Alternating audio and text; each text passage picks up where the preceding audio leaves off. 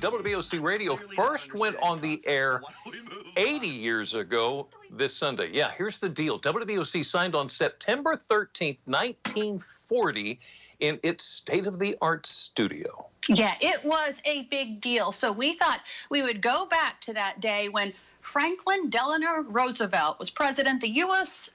was a little more than a year away from war, and Delmarva had a new source of family entertainment. It was a headline-making story.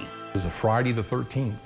Maryland Governor Herbert O'Connor introduced the new station. At 8:25, the broadcast actually began from WFBR in Baltimore. We had about a 30-minute program from Baltimore launching WBOC.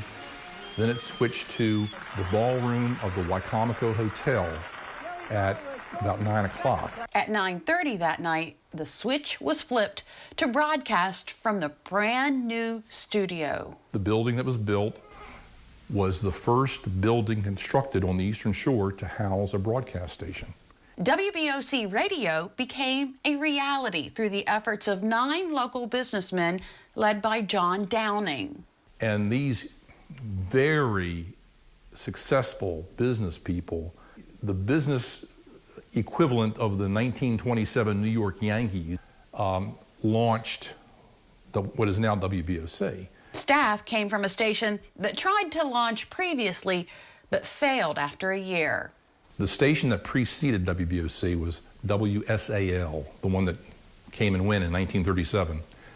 WBOC hired a lot of the WSAL employees to come and work at BOC originally. One of those employees was a young man named John B. Greenberger. We have normal scheduling for this evening. WBOC Radio went through 3 channel locations on the AM dial. There was even an FM station for a short time. But back in the late 40s, early 50s, I mean, nobody was listening to FM.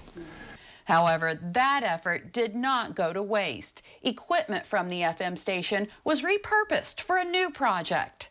In 1954, WBOC TV signed on. That's when people could put a face to a very familiar name and voice, John B. Greenberger.